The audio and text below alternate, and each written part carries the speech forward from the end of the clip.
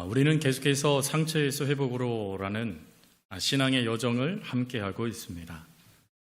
그 여정에서 어떤 성도들은 오래된 상처를 마주하면서 하나님의 은혜의 치유자리로 나아가는 성도가 계실 것이고, 또 어떤 성도는 목사님, 저는 아직 멀었습니다 라고 말하며 더 큰 치유의 소망을 바라는 성도들도 있으실 거예요.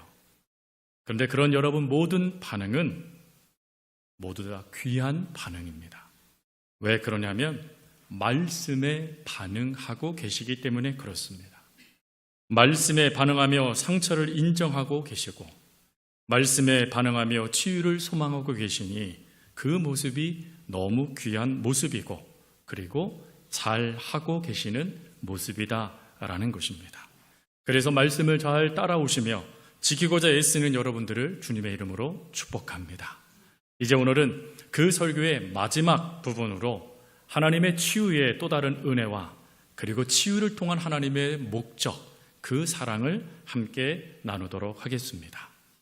얼마 전 한 정형외과 의사분의 이야기를 기사로 본 적이 있습니다. 그 기사를 찾아서 다시 확인해 보니까 이런 내용이었습니다. 뼈가 부러졌다가 다시 붙으면 그 부분이 원래보다 더 강해진다. 그 이유는 골절 치유 과정에서 칼슘과 콜라겐이 더 많이 침착되어 부러졌던 자리가 오히려 가장 튼튼한 부분이 되기 때문이다 라는 기사 내용이었습니다. 이 기사를 다시 읽다가 이런 생각을 했습니다. 이것이 바로 하나님의 치유 사역이시다 라는 말이죠. 여러분, 하나님의 치유는 단순히 우리의 상처를 원상복귀하는 차원이 아니십니다. 하나님께서 우리를 치유하신다는 것은 그 상처받은 그 자리가 이전보다 더 강점이 되도록 바꾸어 주시는 은혜, 능력을 말씀하시는 것이죠. 여러분, 이런 놀라운 은혜, 능력을 경험한 이들이 바로 바벨론 포로 가운데 있었던 이스라엘 백성들이었죠. 이스라엘 백성들은 70년간 노예 생활을 했습니다. 그러나 하나님은 그 약속하신 시간이 되어지자 그들을 다시금 자유인으로 세워주셨고, 그리고 이전보다 더 큰 은혜를 그들에게 더해 주셨습니다. 즉, 이전보다 이들은 더 깊은 신앙인들이 되어졌고, 이들의 공동체는 더 믿음 안에서 견고하게 세워진 믿음의 공동체가 되어졌다라는 것입니다. 다시 말씀드려서 단지 하나님께서는 그들의 상처를 그냥 회복시켜 주실 정도가 아니라 더 강한 믿음의 자녀가 되도록 이끌어 주셨다라는 것이죠. 그 은혜에 기뻐하며 찬송을 부른 시가 바로 오늘 우리가 읽은 시편 147편입니다. 여러분, 이 시편에서 우리가 읽은 3절에 이스라엘 백성들은 자신의 처지를 뭐라고 고백하고 있냐면 상심한 자들이라고 자신의 처지를 이야기를 해요. 여러분, 상심한 자들이라는 이 단어의 히브리적 원어의 뜻은 완전히 산산조각 나서 회복 불가능하게 보이는 심장을 말하는 단어입니다. 즉, 완전히 심장이 찢어졌다라는 거예요. 저희 교회에도 의사분이 계시지만 심장이 찢어졌다라는 걸 뭘 의미합니까? 소생 불가를 의미하는 거예요. 더 나아가서 이미 죽은 자와 같다라는 걸 말하는 것입니다. 즉, 이스라엘 백성들의 현재의 그들의 삶은 죽은 자와 같은 삶이었다라는 거예요. 아니, 죽은 자보다도 못한 삶이 그들의 삶이었죠. 그런데 그런 삶에 하나님은 치유의 은혜를 더하세요. 그 치유의 은혜가 두 가지입니다. 하나는 고치시다라는 은혜예요. 이 고치다라는 단어가 히브리어로 라파라는 단어인데, 이 라파라는 단어는 누구에게 해당되는 단어이냐면 의사에게 해당되는 단어였습니다. 즉, 의사가 정성스럽게 전문적인 치료적인 지식을 가지고 치료해 갈 때 쓰여지는 단어가 라파라는 단어예요. 그리고 두 번째 또 하나님의 은혜가 사메시다라는 단어이죠. 이 사메시다라는 단어는 또 히브리어로 하바쉬라는 단어인데, 이 하바쉬라는 단어는 대상이 간호사분에게 해당되는 단어예요. 여러분, 의사분이 처방을 내리고 이렇게 하십시오 그러면 간호사분들이 즉시 뭐하죠? 붕대를 감고 또 다양한 치료의 과정들을 도와주시지 않습니까? 바로 그걸 말하는 거예요. 간호사분들이 최선을 다하여 붕대를 감아줘 그 상처를 싸매어주는 행동, 그게 싸매시다라는 단어예요.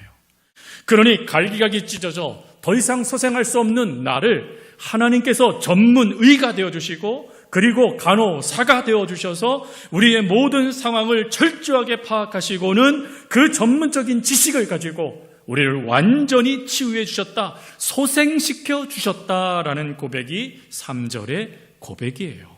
즉 하나님은 이렇게 치유의 능력을 불가능한 상황 속에서도 역사하시는 분이시라는 것이죠.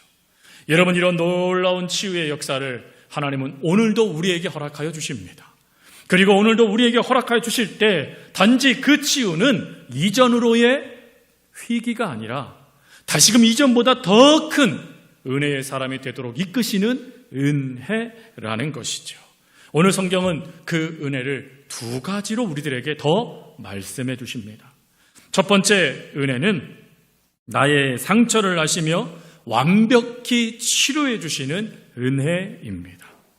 여러분, 오늘 3절 말씀에 보면 하나님의 그 놀라운 치유의 능력을 말씀하세요. 소생 불가능한 일을 살려주시는 하나님의 능력, 치유하시는 하나님의 능력 말입니다. 근데 3절 뒤에 바로 4절에 뜬금없이 별을 세신다라는 말씀이 등장해요. 치유의 역사를 말씀하셨으니 그 치유의 역사를 더 극명하게 드러내는 것이 맞지 않겠습니까? 그러니 더 다양한 치료의 모습을 말씀하실 게 더 옳을 것 같은데 성경은 그렇지 않고 오늘 이 시편 147편을 작성한 이스라엘 백성들은 별을 세시는 하나님의 놀라운 역사를 서술하더라는 거예요. 왜 그럴까요? 바로 여기에 이 치유의 능력이 얼마나 세밀하신지, 얼마나 완벽하게 그 역사가 주어지는지를 보여주는 결정적인 증거가 4절입니다. 여러분, 4절 말씀에 보면 별을 세신다라는 말씀이 나와요. 성도 여러분, 제가 질문을 드릴 테니까 한번 맞춰보세요. 여러분, 이 세상에 우리가 바라보고 있는 별의 숫자는 몇 개일까요? 또 이거 맞추시는 분들이 계세요. 대단한 분들이시죠. 그러나 대부분은 모릅니다. 어느 천문학자가 이런 말씀을 하시더라고요. 우리가 바라보는 은하수, 이 은하수의 별이 대략 9천억 개 정도 된다고 합니다. 그런데 이 9천억 개 되는 은하수가 몇 개 있는 것 같습니까? 여러분, 자그마치 이 은하수가 3조 개가 있답니다. 그러면 몇 개입니까 도대체? 그것도 망원경으로 파악할 수 있는 별의 숫자만이라고 하죠. 근데 우리 하나님은 그 세상에 우리가 바라볼 수 없는 별조차도 바라보시고 그 별도 세시고 심지어 그 별들의 이름도 부르신답니다.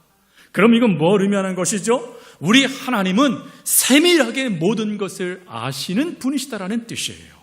성도 여러분, 별의 모든 것들을 세시는 하나님이 여러분들의 상처, 여러분들의 그 아픔, 여러분들의 그 고통, 여러분들의 그 괴로움, 그 눈물의 그 수많은 것들을 모르실까요? 아니요. 우리 하나님은 정확하게 그 모든 것들을 아신다라는 거예요. 여러분 주변에 있는 성도들은 모를 수 있습니다. 또 여러분들의 그 아픔 앞에 있는 목사가 모를 수 있습니다. 그리고 가족들도 모를 수 있어요. 그러나 별을 세시는 하나님은 여러분들의 모든 것들을 알고 계신다라는 것이에요. 이런 이야기를 읽어본 적이 있습니다. 한 성도님이 어렸을 때 가정폭력에 시달렸던 거예요. 아버지가 술만 먹고 들어오면 늘 자신을 때리는 거예요. 다른 가정의 아이들은 사랑을 받고 정말 귀하게 섬김도 받고 너무 그 큰 은혜 가운데 행복해 하는데 그의 유년 시절은 불행 그 자체였다라는 거예요. 늘 맞아야 합니다. 그래서 늘 음치를 됐다라고 하죠. 근데 40년이 지난 어느 시점에 그가 가정도 꾸리고 삶을 살아가는데도 이 상처가 해결되지 않더라는 거예요. 그래서 조금이라도 좀 성치 있는 남성 성도가 좀 자신을 좀 째려본다던가 아니면 헛기침만 해도 자신도 모르게 숨이 막혀오고 자신도 모르게 움츠려버리는 그 고통 가운데 몸부림치기 시작했다라는 거예요. 그러면서 그는 이렇게 말을 했답니다. 하나님, 내가 하나님을 믿는데 어떻게 저에게 이 이른 고통을 주시고 어떻게 저에게 이 고통의 문제를 해결하지 않으시고 방치하실 수 있으십니까? 라고 울면서 부르셨대요. 근데 그날 그렇게 울고 부르짖으며 잠에 드는 그때에 하나님이 한 환상을 보여주셨답니다. 어느 한 익숙한 방을 보여주시고 그 가운데 한 아이를 보여주시더라는 거예요. 근데 그 아이가 여전히 매를 맞고 있어요. 여전히 이 아이가 울부짖고 있어요. 그런데 그 아이를 누가 끌어안고 계시냐? 예수님이 끌어안고 계신다라는 걸 발견하게 됐답니다. 즉 이 아이가 맞을 때 예수님도 함께 맞으셨고 이 아이가 울 때 예수님도 함께 우는 그 환상을 보여주신 거예요. 그리고 그 아이는 누구였겠습니까? 바로 그 성도였습니다. 그때 그 성도는 그 모습을 깨닫고 그 은혜 가운데 이렇게 고백을 했습니다. 예수님은 내 모든 상처를 다 아시는 분이시다. 내가 혼자 아파한 게 아니고 예수님은 언제나 나와 함께 아파해 주셨다. 여기에서 이분이 자유함, 치유, 그리고 하나님의 사랑을 느끼게 되어졌다라고 합니다. 성도 여러분, 하나님은 별을 세실 정도로 여러분들의 모든 아픔을 세밀하게 살피시면서 치유해 주시는 분이십니다. 그리고 그 치유를 통하여서 하나님의 완벽한 자녀로 세워져 가기를 원하시며 이끌어 주시는 분이십니다. 성경에 마가복음 5장에 12의 혈류증 걸렸던 여인의 이야기를 아시죠? 여러분, 12의 혈류증 걸렸다라는 것은 단지 그가 고칠 수 없는 병에 걸렸다라는 것으로만 생각할 수 없습니다. 그 당시에 유대 사회에서는 사람이 피를 흘린다? 그러면 이것은 불결의 상징으로 보았습니다. 즉 부정하다라는 것이에요.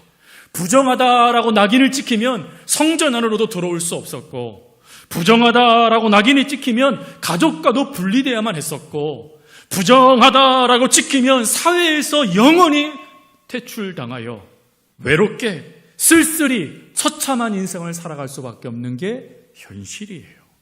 그 현실을 12년 동안 겪었습니다, 여러분. 12년 동안 그 고통 가운데 여러분 견디실 수 있으시겠습니까? 근데 이 여인이 그걸 견뎌요. 아마 처절하기만큼 그 외로움이 그를 끊임없이 죽여가고 있었을 거예요. 그런데 어느 날 그 죽음의 자리에 앉아있는 이 여인에게 놀라운 복음의 소식이 들려옵니다. 바로 예수님, 치료자 되신 예수님이 자신 있는 그곳으로 지나가신다라는 말씀이에요. 그러자 이 여인은 즉시 일어서서 내가 예수님의 그 옷의 옷깃, 그 솔만 내가 잡아도 내 병이 나을 거야 라는 믿음을 가지고 그는 예수님 곁으로 조용히 다가가 옷깃을 만집니다. 그 결과 혈루증이 고침받게 되어져요. 그 근원이 마르기 시작합니다. 여러분, 여기서 끝나면 이 여인이 고침받았네 하는 것으로 끝나겠죠. 그러나 하나님은 거기서 우리의 고침이 끝나기를 원치 않으세요. 하나님은 우리를 단지 그 원상 복귀를 일으키시는 것이 아니라 우리가 좀 더 가치 있는 존재, 좀 더 하나님의 이름을 드러내는 존재가 되기를 원하신다라는 것이에요. 그래서 우리 주님은 누구가 나를 만졌느냐라고 물으시고 자신 앞에 무릎 꿇는 여인을 향하여 이렇게 말씀하세요. 마가복음 5장 34절 말씀. 예수께서 이르시되 딸아, 내 믿음이 너를 구원하였으니 평안히 가라. 내 병에서 놓여 건강할지어다. 성도 여러분, 먼저 우리 예수님이 이 여인을 향하여 뭐라고 부르세요? 딸아라고 부르셨다라는 거예요. 12년 동안 인간다움을 경험해 보지 못했어요. 12년 동안 내 가족도 나를 버렸어요. 12년 동안 어느 누구도 나의 그 인간됨을 그대로 받아두지 않았어요. 그러다 보니까 내 정체성이 완전히 깨어져 버립니다. 나는 쓸모없는 존재구나. 근데 주님이 말씀하세요. 딸아, 무슨 말이죠? 너는 내 자녀야. 너는 하나님의 자녀야. 세상에 누가 뭐라고 그래도 너는 내 딸이 맞아 라고 하시며 그의 무너진 정체성을 회복시켜 주시는 것이에요. 거기서 끝나지 않지요. 그 다음에 이런 말씀도 하십니다. 내 믿음이 너를 구원하였느니라. 여러분, 지금 이 여인의 가장 큰 문제 하나가 있습니다. 그것이 뭐냐면 율법을 어겼다라는 거예요. 율법을 어기다 부정한 자는 정결한 자 곁에 있어서는 안 돼요. 죄를 오염시킨다고 생각했어요. 그러다 보니까 부정한 일을 범하면 율법을 어기는 것이고 율법을 어기면 정죄를 당해야 돼요. 어떻게 할 수 있습니까? 여러분 38년 된 병자요. 안식일날 예수님이 그 사람을 고쳐주셨어요. 그랬더니 율법학자들이 뭐라 그래요? 어떻게 안식일날 일할 수 있느냐? 고침받은 게 문제가 아니에요. 율법을 어긴 것이 문제라는 거예요, 여러분. 지금 이 여인이 바로 이 율법을 어기는 죄인이 될 수 있다는 것이에요. 근데 예수님은 그것까지도 하셨어요. 그래서 내 믿음이 너를 구원하였느니라. 무슨 말입니까? 너의 그 용기, 너의 그 믿음 내가 인정한다. 너는 온전한 결정을 한 거야. 너는 죄인이 아니야. 너는 바른 결정을 한 거란다 라고 말씀하시며 그녀의 자존감을 회복시켜 주시고 계신 것입니다. 여기서 또 끝나지 않으십니다. 우리 하나님은 하나 더 나가세요. 그 다음 말씀이 뭡니까? 평안히 가라 라는 말씀이에요. 여러분, 평안히 가라 라는 이 말씀이 뭡니까? 너를 배척했던 그 사회, 너를 무시했던 그 사회에 주눅들지 말고 너 당당히 나아가라. 내가 너와 함께 할 거다 라는 약속의 말씀인 것입니다. 즉 지금 이 여인을 우리 주님께서 치유해 주실 때 단지 그 병만 고쳐주신 것이 아니라 그의 마음에 무너졌던 그 자존심, 그 가운데 무너졌던 그 정체성, 그 사회에서도 온전히 살아갈 수 없는 그 연약함조차도 아시고 회복시켜 주셨다라는 것입니다. 성도 여러분, 하나님은 오늘 그 은혜를 우리들에게도 허락해 주길 원하십니다. 성경 말씀에 하나님은 이렇게 말씀하세요. 시편 139편 1절 4절 여호와여 주께서 나를 살펴보셨으므로 나를 아시나이다. 주께서 내가 앉고 일어섬을 하시고 멀리서도 나의 생각을 밝히 하시오며 나의 모든 길과 내가 눕는 것을 살펴보셨으므로 나의 모든 행위를 익히 하시오니 여호와여 내 혀의 말을 알지 못하시는 것이 하나도 없으시니이다. 성도 여러분, 이것이 복음이에요. 저와 여러분들의 모든 것을 아시고 심지어 여러분들이 받았던 과거의 그 상처가 지금의 현재를 무너뜨리는 모습, 그리고 앞으로도 여러분들이 무너질 수밖에 없는 그 모습조차도 아시고 과거, 현재, 미래 그 모든 삶에 온전한 치유를 더해 주시겠다라고 여러분 곁으로 찾아와 주신 분이 바로 예수 그리스도이십니다. 여러분, 이 예수 그리스도의 그 은혜 가운데 오늘 우리들이 온전하게 회복되어질 수 있습니다. 그러니 여러분 그 믿음을 가지고 기도하세요. 주님, 제 상처를 정확하게 아시는 주님, 그 주님께 내 모든 것을 맡깁니다. 주님, 저를 완전히 치유해 주시고 새로운 정체성과 자존감과 그리고 하나님 함께 하시는 평안함을 저에게 허락하여 주옵소서. 기도하세요.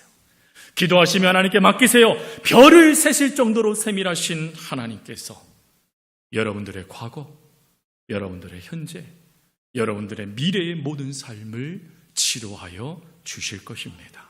그것이 바로 첫 번째 하나님의 은혜예요. 그리고 두 번째 하나님의 은혜는 뭐냐? 상처 입은 우리를 치유자로 세워주시는 은혜입니다. 성도 여러분, 질문을 드리겠습니다. 하나님이 여러분들의 세밀하게 여러분들을 살피셔서 여러분들의 모든 것들을 치유해 주신다고 말씀을 드렸습니다. 믿으십니까? 어째 아멘이 불확신을 더한 듯한 모습이세요. 여러분, 하나님이 여러분들 치유해 주실 거 믿으십니까? 믿으십시오. 하나님이 그렇게 하신다 그러면 하십니다, 여러분. 그러면 하나님이 우리를 치유하심으로 우리는 끝내야 될까요? 아, 하나님 감사합니다 라고 하며 그 자리에서 머물러야 될까요? 아니요. 우리가 살아가야 될 삶이 있다라는 거예요. 즉 하나님께서 우리를 치유해 주신다라면 그 치유해 주심의 그 은혜 가운데 우리가 반드시 살아내야 될 삶의 자리가 있다라는 것입니다. 여러분, 그것이 뭘까요? 이에 대한 질문의 답으로 오늘 본문 10절 11절은 이렇게 말을 해요. 여호와는 말의 힘을 기뻐하지 아니하시며 사람의 다리의 힘을 기뻐하지 아니하시고 자기를 경외하는 자들과 그의 인자하심을 바라는 자들을 기뻐하시는 도다. 여러분, 여기에서 말의 힘이라는 이 구절은 뭘 의미하는 거냐면 당시 전쟁에서 승리하는 상황을 말하는 거예요. 제가 여기서 말은 우리의 입술의 말이 아니라 달리는 말을 말하는 거예요. 그 말이 힘을 냈다라는 것은 곧 전쟁에 승리했다 있다라는 걸 상징하는 것이고, 두 번째, 사람의 다리의 힘, 이건 뭘 의미하는 거죠? 개인의 능력과 성취를 의미하는 것입니다. 즉 외적인 힘이나 인간적인 능력을 가리키는 단어예요. 근데 이것을 하나님이 뭐 하신대요? 기뻐하지 않으신대요. 하나님이 이거 기뻐하지 않으신대요. 그렇다고 하나님께서 의사 선생님들의 손길을 부정하라는 뜻이 아니에요. 하나님은 그분들을 통해서 하나님의 역사를 이루세요. 중요한 것은 그러한 모든 것들을 믿고 또 맡기기 전에 먼저 우리가 보여야 될 믿음이 있다는 거예요. 그 믿음이 뭡니까? 하나님이 기뻐하시는 삶을 먼저 선택하고 삶으로 나아가라는 거예요. 그게 뭘까요? 자기를 경외하는 자들과 그의 인자심을 바라는 자들을 기뻐하신답니다. 이것은 이런 의미가 있습니다. 하나님은 참된 치유와 회복의 은혜가 인간의 힘에서 주어지는 것이 아니라 하나님과의 관계에서 옴을 믿고 그 믿음 가운데 삶을 살아가길 바라신다라는 뜻입니다. 여러분, 경외하다라는 단어를 많이 듣잖아요. 근데 이 경외하다라는 이 단어에는 하나님을 사랑하다, 하나님을 두려워하다라는 뜻과 함께 하나의 뜻이 더 있어요. 그게 뭐냐면 의지하여 살아가다라는 뜻이 더 있습니다. 즉 내가 하나님을 경외합니다라는 것은 뭐냐면 삶의 자리에서도 그 하나님을 의지합니다라는 뜻이에요. 하나님은 우리가 어떠한 순간, 어떠한 처지, 어떠한 문제가 있을지라도 하나님을 의지하기를 원하신다라는 거예요. 하나님을 의지하면서 그 하나님과의 관계를 회복하고 그리고 난 다음에 하나님께서 의사분을 통하여서, 간호사분을 통하여서, 가족을 통하여서 허락되어지는 치유의 역사를 누려가라라는 것이에요. 그러면 하나님께서 왜 우리가 이런 삶을 살아가고 또 누려가길 원하실까요? 그것은 우리가 살아가야 될 곳이 교회가 아니라 삶의 자리이기 때문에 그래요. 여러분, 우리 주변에 우리의 치유의 은혜가 누군가를 살릴 수 있는 사명이 될 수 있다는 것을 여러분 믿으십니까? 예수님을 보세요. 지난번에 우리가 예수님의 그 흔적, 못 박히신 흔적, 그 흔적을 그대로 갖고 도마에게 찾아오셨다라고 말씀을 드렸어요. 왜요? 왜 찾아오셨습니까? 그 상처가 도마의 믿음을 회복할 수 있는 통로가 되기 때문에 그래요. 그 상처를 통하여 도마의 그 믿음을 온전히 회복시켜 주시기 위해서 우리 주님은 그 상처를 가지고 도마를 찾아가 주셨다라는 것입니다. 마찬가지예요. 성도 여러분, 저와 여러분들에게는 하나님께서 아시는 상처들이 있어요. 근데 그 상처들을 하나님께서 치유해 주시겠대요. 근데 치유해 주심으로 끝나지 않고 네가 치유함을 받았으면 네가 있어야 될 자리가 있대요. 바로 저와 여러분들이 살아가야 되는 삶의 자리 말입니다. 그 삶의 자리로 돌아가서 오늘도 상처로 무너지고 있는 이들, 오늘도 그 상처 때문에 쓰러져 있는 이들, 오늘도 그 해결할 수 없는 문제 때문에 주저앉아 있는 이들의 희망의 통로가 되라라고 우리 주님이 우리를 삶의 자리로 이끄신다라는 것입니다. 여러분, 이 말씀을 들으면서도 아유 목사님, 저는 상처가 있는 것 정도가 아니라 저는 완전히 깨졌어요. 제 인생은 완전히 깨져서 어떤 이도 그걸 회복할 수 없어요. 그런데 제가 어떻게 누군가를 회복시킬 수 있어요? 불가능해요 하시고 말씀하시는 분이 계실 거예요. 그렇다면 이 이야기를 한번 더 들어보십시오. 일본의 전통 공예 기법 중에 긴치키 고법이라는 것이 있습니다. 보시는 도자기를 보시면 온전하지 않죠? 도자기에 금이가 있고 깨져 있잖아요. 이 긴치키 공법의 특징은 깨진 도자기를 버리지 않고 금으로 이어 붙여 아름다운 작품을 만드는 공법입니다. 근데 이 공법의 놀라운 점은 깨진 자리를 절대 감추지 않는다는 것입니다. 깨진 자리를 그대로 드러내되 가장 아름다운 무늬가 되도록 바꾸어 버리는 공법이 긴치키 공법이라는 것이에요. 여러분, 금이라는 것 귀중한 것이죠. 아니, 그것이 깨진 도자기와 연결된다니 왜 낭비야? 라고 생각할 수 있겠죠. 그러나 그 금이 깨진 자리를 대신하여 붙여줌을 통하여 아름다운 가치를 더한다라는 겁니다. 그래서요, 실제로 이 도자기가 긴치키 공법으로 만든 일반 도자기가 긴치키 공법으로 만든 도자기보다도 싸답니다. 긴치키 공법의 도자기가 훨씬 비싸대요. 근데 이 공법을 처음 만들어낸 이가 이런 말을 했답니다. 이 세상의 모든 상처는 예술품이 될 수 있다. 이 세상의 모든 상처는 예술품이 될 수 있대요, 여러분. 그렇다면 우리 하나님은 어떻게 하실까요? 우리 하나님은 여러분 속에 있는 그 세밀한 상처들을 다 세밀하게 살피시면서 그 갈기갈기 찢어지고 완전히 와장창창 무너져버리는 그 도자기 같은 그 인생의 여러분들일지라도 하나님의 은혜의 금을 가지고 하나님의 사랑의 은혜를 가지고 그 깨진 도자기를 하나하나 붙여주십니다. 그리고 그것을 통하여서 이전보다 더 가치 있는 존재가 되도록, 더 귀한 존재가 되도록 여러분들을 만들어 주신다라는 것입니다. 그러면 이걸 통해서 야, 내가 이런 존재가 됐어 자랑하라고 만들어 주실까요? 아니요. 여러분 주변에 있는 이들이 희망을 품을 수 있도록, 아, 나도 저런 존재가 될 수 있구나, 아, 나도 다시금 일어설 수 있구나 라는 그 희망, 그 생명줄, 그 삶, 사랑이 되어줄 수 있도록 하나님은 여러분과 저를 치유해 주신다라는 것입니다. 바랍니다. 성도 여러분, 여러분 주변에 오늘도 여러분과 똑같은 절망 때문에 죽고 싶다 라고 말하며 무너져 있는 이들이 있습니다. 여러분 주변에 사람으로 말미암아 당한 그 고통 때문에, 그 배신 때문에 오늘도 사람 믿을 수 없어 라고 말하며 고립된 채 집안에 숨어있는 이웃들이 참 많습니다. 성도 여러분, 그들의 이웃이 되어 주십시오. 그들의 생명줄이 되어 주십시오. 그들의 마지막 희망이 되어 주십시오. 하나님은 여러분들이 그런 존재가 되도록 여러분들을 치료해 주신 것입니다. 우리 이 말씀을 믿고 고린도후서 1장 3절 4절 말씀을 함께 우리 믿음으로 고백하겠습니다. 고린도후서 1장 3절 4절입니다. 우리 화면에 띄워주세요. 네. 3절 4절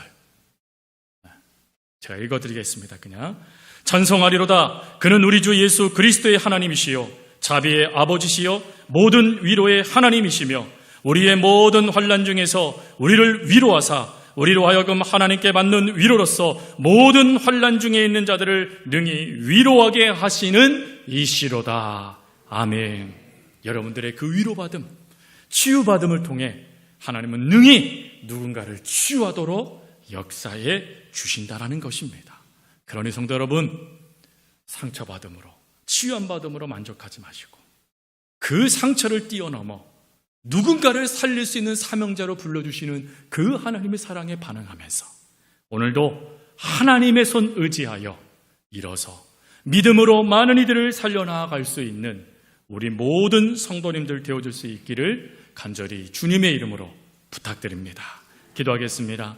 사랑과 은혜가 많으신 하나님 아버지, 오늘 말씀을 통하여서 단지 하나님은 우리의 상처를 치유해 주시는 것으로 멈추지 않고 그 치유해 주심을 통하여 우리를 가치 있는 존재로 만들어 주시고 그리고는 그 모습을 통하여 누군가를 살리는 통로가 되도록 사명자가 되도록 우리를 치유하신다 말씀해 주셨사오니 이 말씀을 의지하여 하나님 저희들 치유의 자리로 나아갈 수 있는 저희들 될 수 있도록 도와주시고 그리고 치유함을 받아 다시금 누군가의 희망, 누군가의 생명줄, 누군가의 이웃이 되어줄 수 있는 저희들 되게 하여 주옵소서. 감사합니다. 사랑 많으신 예수님의 이름으로 기도합니다. 아멘.